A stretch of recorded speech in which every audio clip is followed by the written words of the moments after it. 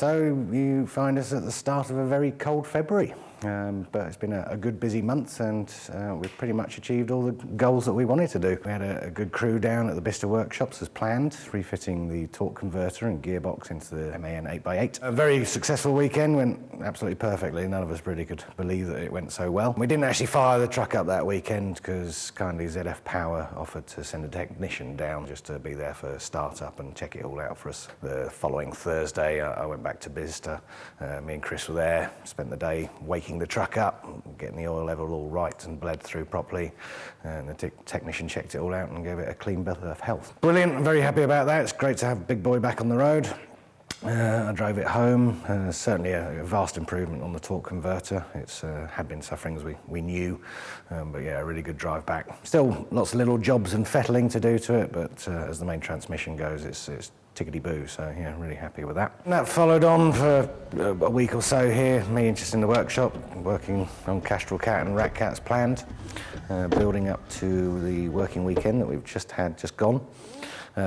Really good crew. It was sort of first time since start of November that we've all been here busying ourselves away. The guys set to on the Freelander, put a new exhaust system on that and started on its service, getting it ready for the new season.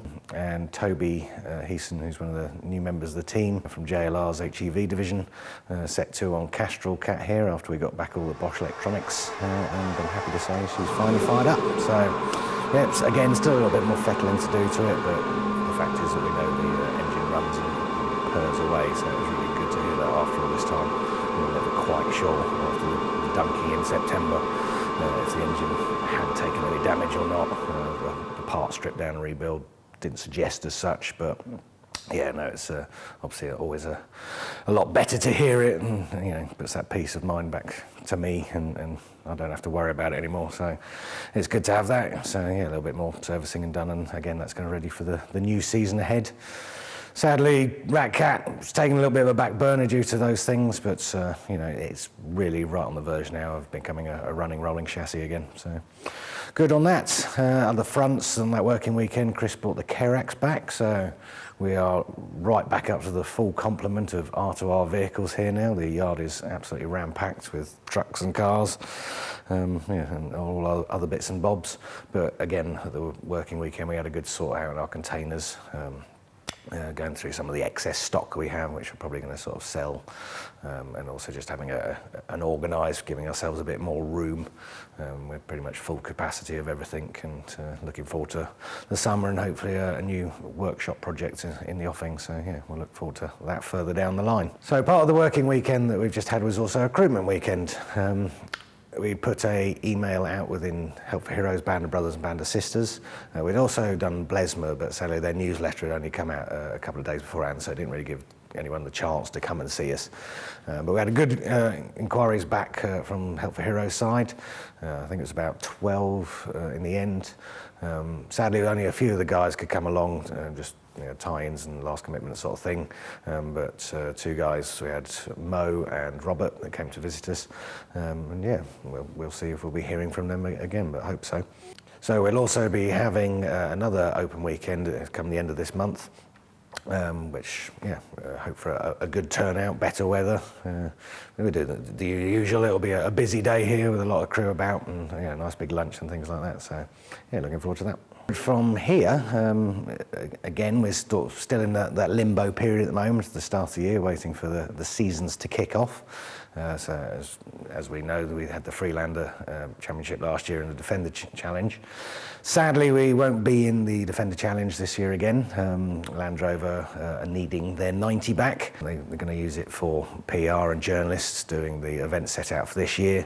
I don't know quite the calendar of the Defender Challenge this year, but they're hoping to incorporate maybe some European Bahas, I believe, and there might actually be less events, so it's a tighter schedule.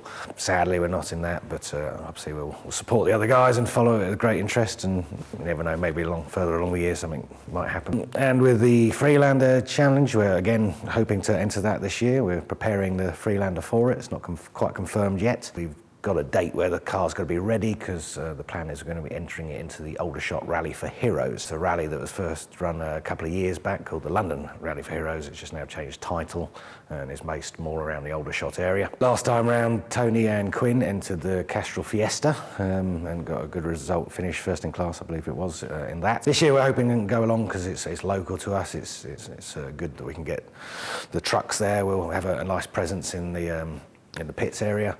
I think we'll try and enter the Freelander. I think it does clash with the first weekend of the British Championship, actually, so it'll be a choice whether we drop that one if we're into it. And I'm also hoping, but it's yet to be discussed and confirmed, that we might get one of the Wildcats as a course car. So the Aldershot Rally for Heroes is the start of April, so that gives us that bit of time to prepare for that. But yeah, the calendar's starting to book up nicely, actually. We've got quite a few events booked up for the summer. We're now confirmed that we'll be joining the Great British Land Rover Show at Donington. We're going to be doing paid passenger rides on the fast off-road track in the infield there. We'll have a stand inside the hall, selling merchandise and gear, and for everyone to meet some of the crew. So yeah, looking forward to being that for the first time. Yeah, overall January's been pretty much as we wanted. We've got the goals that we wanted to achieve done. We've met a couple of new guys, possibly interested in the team. It's nice to have the R2R crew back together for a working weekend. And yeah, still setting up nicely for preparing for what lies ahead.